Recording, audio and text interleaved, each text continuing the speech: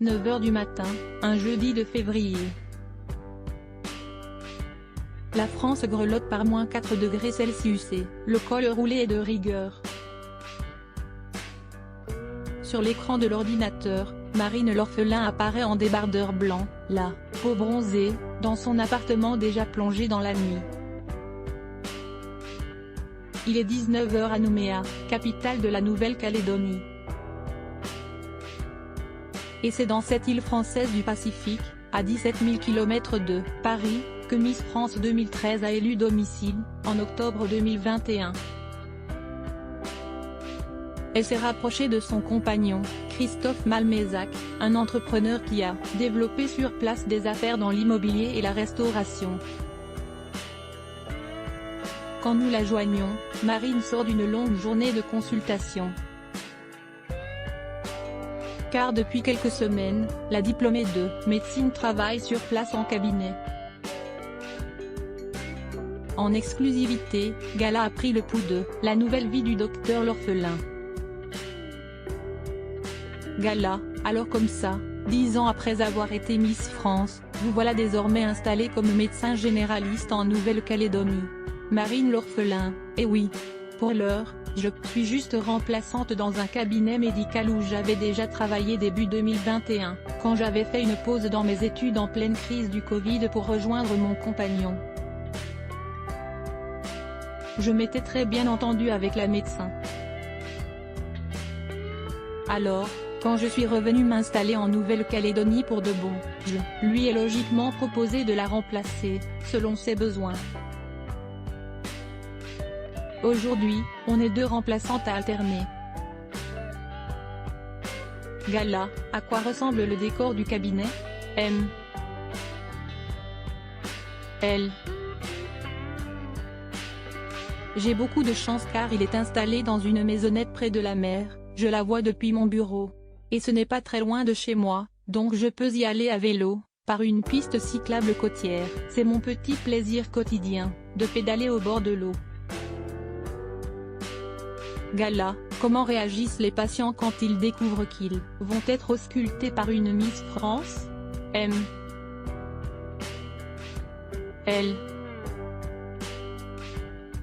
Pour la plupart, ils sont étonnés mais dans le bon sens du terme. Ça arrive qu'ils me posent des questions, du style est-ce que Miss France a vraiment changé votre vie? Point d'interrogation ou quel souvenir vous en gardez?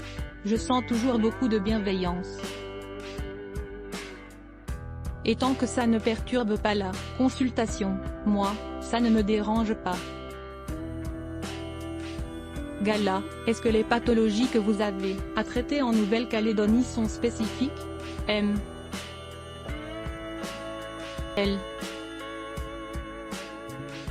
Avec le milieu tropical, il y a des infections sévères, et des maladies comme la gratte, provoquées par la consommation des poissons du lagon.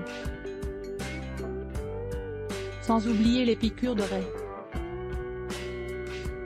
Mais c'est enrichissant, je découvre chaque jour des choses que je n'avais pas apprises pendant mes études.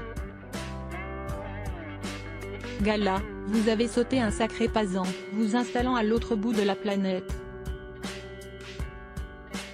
Ce n'était pas possible de faire le contraire, que Christophe vienne vivre à Paris? Elle.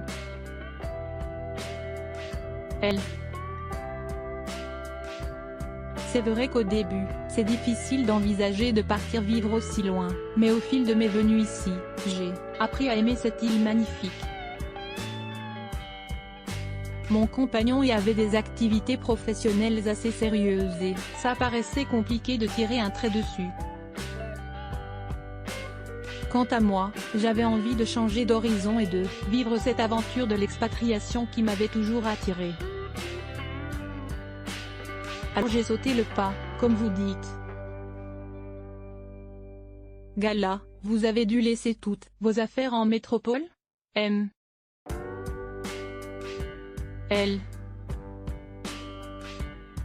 Ah, ça. On est obligé de faire du tri. À commencer par la garde-robe et ça tombe bien, car j'avais beaucoup trop d'affaires. Rire, de toute façon, ici, à part quelques robes, des sandales et une tenue de sport, on n'a pas besoin de grand-chose. J'ai juste apporté quelques petites bougies parfumées. Ça me fait du bien, parfois, de retrouver l'odeur de mon appartement parisien. Mais c'est à peu près tout. Je ne suis pas matérialiste.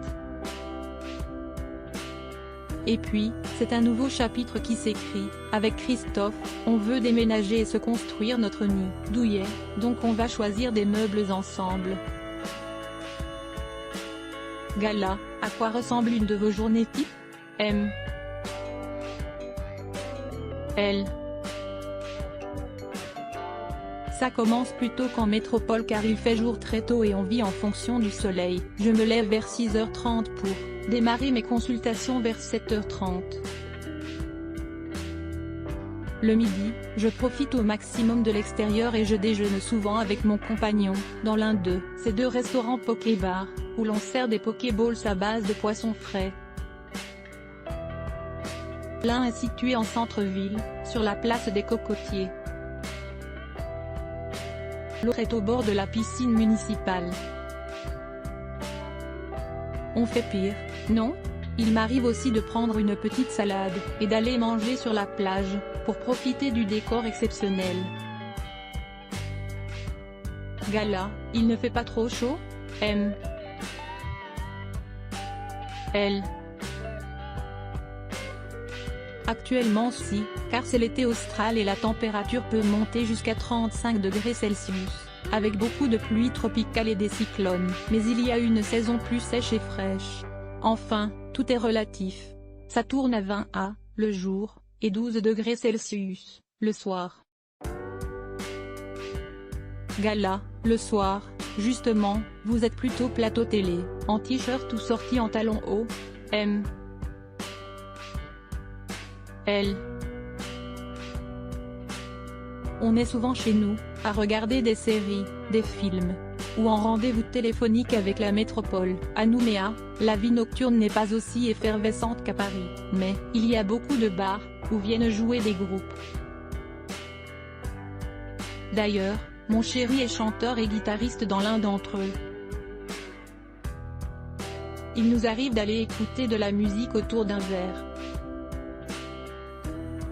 En un an, je me suis fait mes propres amis et on se retrouve en terrasse, dans cette ambiance de ville côtière.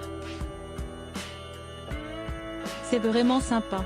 Gala, pour la sportive que vous êtes, avec son climat et sa nature, la Nouvelle-Calédonie doit être un super terrain de jeu? M. L. Oui. Je me suis mise un peu plus à la course à pied et au trail, et au VTT avec Christophe, qui adore ça. Ça permet de visiter l'île. On pratique aussi ensemble beaucoup de sports nautiques, le kitesurf, le wakeboard et le wingfoil, avec une aile sous l'eau qui fait que la planche vole au-dessus. C'est un peu Aladdin. Gala, vous êtes très présente sur le web, via les réseaux sociaux et votre chaîne YouTube. Il n'y a pas d'envie de chronique santé sur les médias plus traditionnels? M.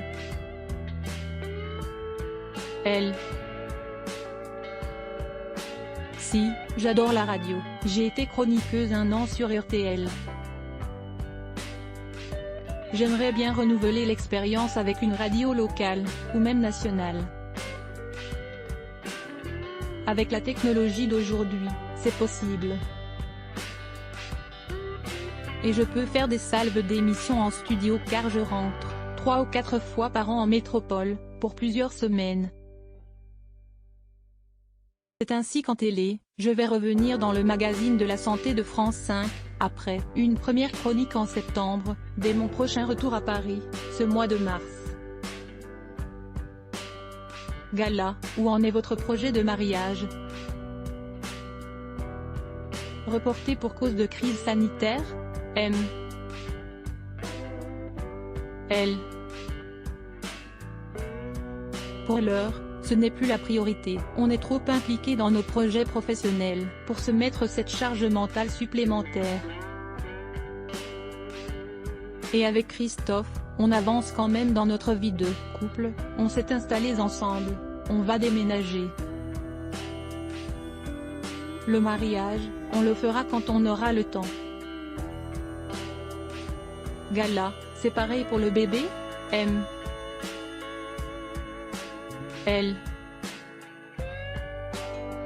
Vous savez, je suis enfin sortie de la vie universitaire, je peux me consacrer à divers projets professionnels, relever des défis sportifs. Avec mon compagnon, on a aussi envie de voyager à nouveau. Donc le bébé, oui, c'est aussi un projet qui nous tente, mais ce ne sera certainement pas cette année. Là, vous êtes très famille. Comment faites-vous pour garder le contact avec vos proches? M. L. Ce n'est pas évident car ma sœur, Louane, est désormais mannequin et a un emploi du temps ultra chargé, comme Enzo, mon frère, qui termine ses études dans le marketing sportif. On a un groupe familial Facebook sur lequel on se poste des petits mots, des photos. Et on fait aussi des visios au moins une fois par semaine, surtout avec mes parents. Gala, le 16 mars, vous aurez 30 ans. Vous qui êtes sujette aux crises d'angoisse, est-ce que le temps qui passe vous préoccupe? M. L. Autant j'ai pu appréhender de vieillir entre 20 et 25 ans, autant là, je ne me suis jamais sentie autant en phase avec moi-même. Ça ne m'empêche pas, c'est vrai, d'avoir des crises d'angoisse, des petits coups de mou car, parfois, ce n'est pas facile d'être loin. Mais je suis en forme, mes projets avancent et j'aime mon nouveau quotidien. Donc je suis très sereine. Cette nouvelle dizaine, je le vois comme une belle tranche de vie que je veux croquer à belles dents. Rire. Cet article est à retrouver dans le Gala N degré 1552 disponible dans les kiosques ce jeudi 9 mars 2023. Crédit photo, Marc Le Chelarcipa.